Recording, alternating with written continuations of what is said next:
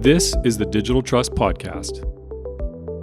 In every episode, we strive to bring support to those of you who serve on the front lines and in the trenches of data and technology.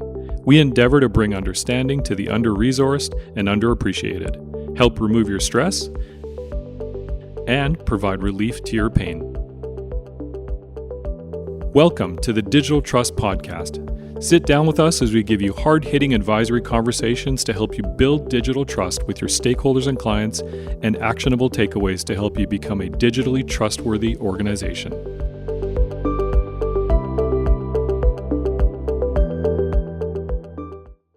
Hello, everyone, and welcome to another episode of the Digital Trust Podcast. My name is Christian Redshaw. I am the host of the show, and with me today is Laura Payne from Ontario, Canada, and she is the CEO of White Tuque, a cybersecurity company. Laura, welcome to the show. Well, thanks, Christian. I'm excited to be here. It's great to have you, and I'd really like to get into your career journey. It's quite interesting that you went from a major bank to now leading a cybersecurity company. So I'd be curious to know what kind of happened along the way, your transition into consulting, and then now in a leadership role in a cybersecurity company. Yeah, it's been quite a journey, I think, and that might be an understatement.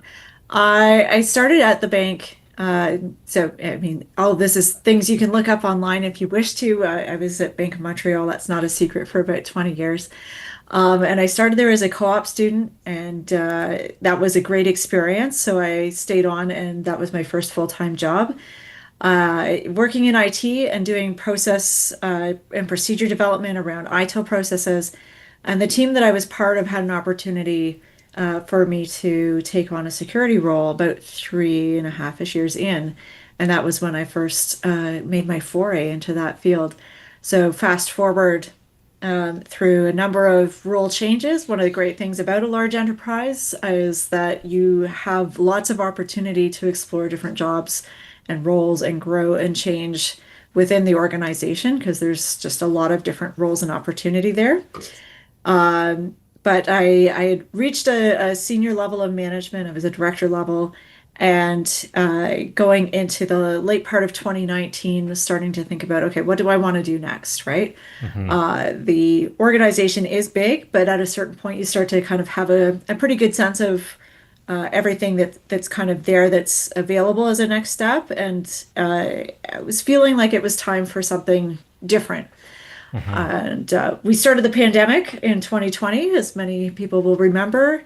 And a lot of people at the bank pulled together at that point in time, as one does in a difficult situation, which was fantastic. And then as that kind of hurdle was cleared and the technology was supporting people shifting to remote work, I really started looking around and saying, okay, well, what's triggering some interest for me? Mm-hmm. And another previous colleague of mine had reached or had moved to a small company doing security, and said, why don't you come and interview for what we're doing here? We have a small consulting practice. We want to grow it. We work with healthcare organizations. We work with some fintechs. We work with all of these other different kinds of companies and organizations, for profit and not for profit. And I thought, what a great opportunity, if they'll have me, to stretch those skills that I've spent many years developing at a large enterprise, mm-hmm. and see how does that translate into working with mid-size organizations for the most part, and some small ones as well. Mm-hmm. So that was my foray into consulting. And I spent 14, 15 months with that company. And it was a great learning experience. I really enjoyed the clients, but it was a very busy time, and I did find myself at sort of an end of burnout after a few months. Mm-hmm. So I took some time off, and then joined in with White Tuque, where we've been building a services company here, focused around trying to make security accessible to organizations of all sizes. Mm-hmm. Mm-hmm. Yeah. So dropping down, that's a fascinating story, Laura. Dropping down, I see kind of two themes. One is that you went from being in just technology and the ITIL, processes, and then you learned security.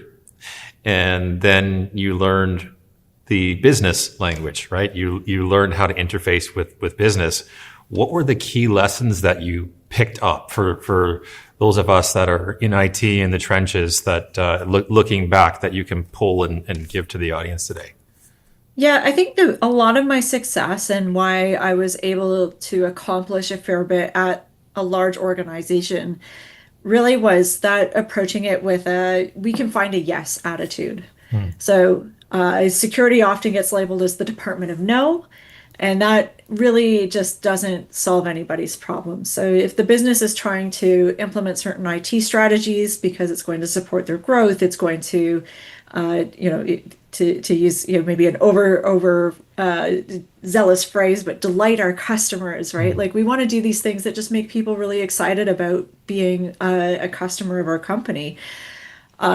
Sometimes the beginning of that journey looks really scary to an IT professional because it means we're exposing data that we've never exposed before, or we're collecting data we've never exposed before. We're going to be using third parties that we've never engaged with before, or technologies that are just new and cutting edge, or combining things in new ways. And it's just being confident enough to say we can find a way to make what you want to do happen without giving up the promise of security, especially for a financial institution, right? My succinct statement as to what a financial institution sells is security, convenience. But you have to have both, right? You can't have just security. It has to also be coupled with a great customer experience. So that ability to just, sort of find out, and sometimes it took some probing questions to really understand, okay, what is it we are actually trying to do?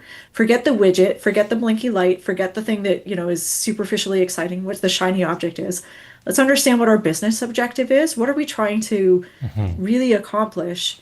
And then that way we can be really pragmatic about what the security principles are that are going to apply in this situation. And how do we find that risk fit? Where if we have to take a risk, do we understand what we're doing? And are we making sure that it's not at the risk of the customer and their trust in us? That's very well said. This is the Digital Trust Podcast. So how we would define that is an organization being trustworthy with the sensitive information that's being entrusted to them. There's many ways to define cybersecurity, confidentiality, integrity, availability, all kinds of different definitions. Do you have a definition for cybersecurity? I think I find it has changed and grown over the course of my career, how I think about it. I can certainly say from my early days as, an IT practitioner and looking at security and trying to, figure out what were these guys trying to push on our IT team. It was really all about like the confidentiality and the locking it down. And of course, coming into the field, yes, expanding that view. And now I really look at it as the C, I, and A all have to work together. The C and the I enable the A, the confidentiality and integrity enable availability. And it can actually be, when you do it really well, it is surprising and exciting to people to see that they can actually accomplish so much more because they're not concerned about the problems they're creating or leaving in their wake. Yeah, that makes complete sense. So moving beyond just security and just the technical solutions and side of things and looking at culture and people and how leadership ties in, how does leadership and human collaboration influence the culture of an organization?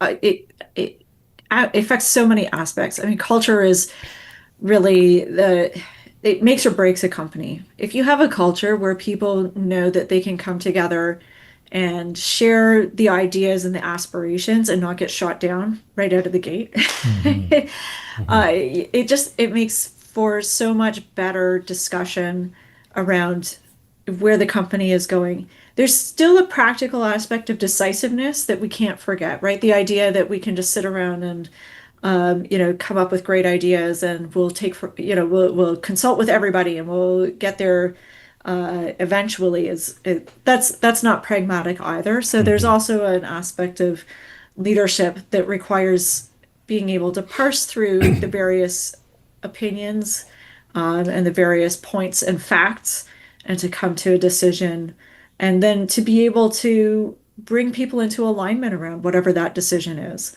So to be able to show, and through it, this takes trust and character building with your, with your team, that you show that you do care, and you do take all of those insights into consideration as best you can. But that at the end of the day, we do have to move forward, and we're going to all pull together as a team to row the boat whatever direction we're going in. So it's not a my way or the highway, but it's the convince everybody we're all on the boat. So let's grab an oar and let's go for it. And you know what, we might hit some rough waters, but if we're all working together, we can navigate those challenges. I really like how you laid that out. We have time for maybe half a minute here on this last very quick question. Whose problem is cybersecurity in an organization? Is it IT's responsibility, in your opinion, Laura? Oh boy. The short answer is it's everyone's responsibility, but it does need to be clear in how that's broken down, right? The business at the end of the day takes the risks. The IT team is responsible for understanding and presenting the information in a way that the business understands what risks they're taking. And then they decide together, right? Is this the right step for the company? Does it promote our success as a business without, as we started from, undermining the trust that our clients have put in us to protect the information and the services that they're giving us? So beautiful note to end on. Thank you. Thank you, Laura. Thank you so much for being here today, Laura. We really appreciate it. And thank you also to our viewers and listeners for tuning in, spending your time with us, and being part of this conversation with Laura and I. And we'll see you in the next episode. Thanks for joining us today on the Digital Trust Podcast. If you found this conversation helpful, please share it with someone you care about. And if you'd like to receive our monthly newsletter, please click the link in the description to subscribe. And to put your mind at ease, our newsletter will include episode summaries with key points and actionable takeaways, plus a heads up on the upcoming episode guests. Rest assured, it won't be a spammy sales message, and we will never sell or share your information. Thanks again for tuning in, and we will see you on the next episode.